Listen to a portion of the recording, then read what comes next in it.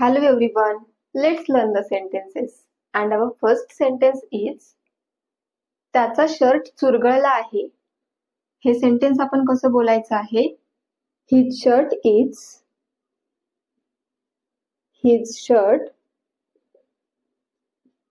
is wrinkled.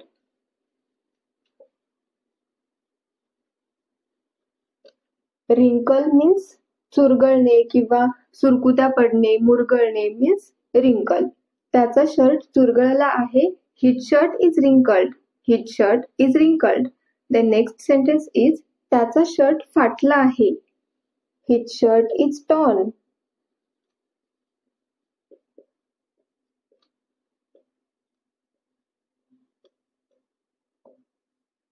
त्याचा shirt फाटला आहे. His shirt is torn.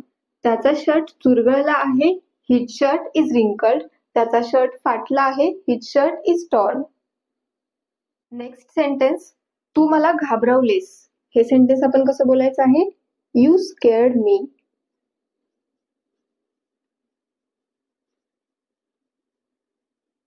You scared me.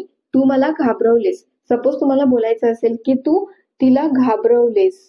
तू तिला घाबरवलेस तर तुम्ही हे सेंटेन्स कसं बोलणार आहात? You scared her. You scared her. जर इथे बोलायचं असेल तू त्याला घाबरवलेस तर तुम्ही काय बोलणार आहात? You scared him.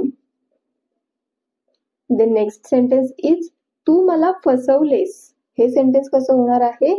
You deceived me.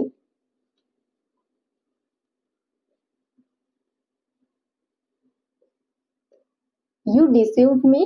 तू मला फसवलेस. Scare means घाबरवणे किंवा घाबरणे.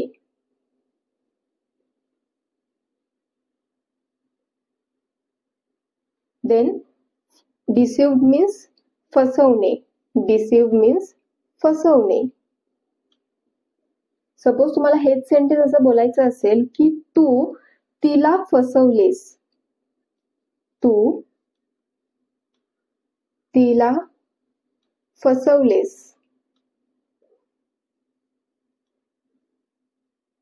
तर तुम्ही हे सेंटेन्स कसं बोलणार आहात हे तुम्ही कमेंट बॉक्स मध्ये सांगण्याचा प्रयत्न करायचा आहे.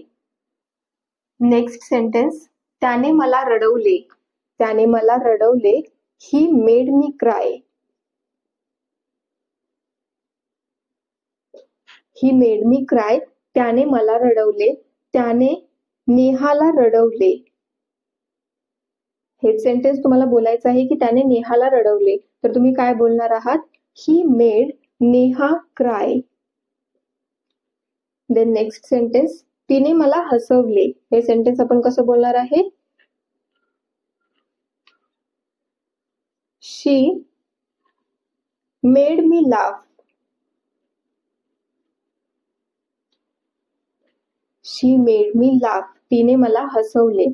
सपोज तुम्हाला हेच सेंटेन्स असं बोलायचं आहे की त्याने नेहाला हसवले. तर तुम्ही हे सेंटेन्स इंग्लिश मध्ये कसं बोलणार आहात त्याचा आन्सर काय असणार आहे हे तुम्ही कमेंट बॉक्स मध्ये सांगण्याचा प्रयत्न करायचा आहे.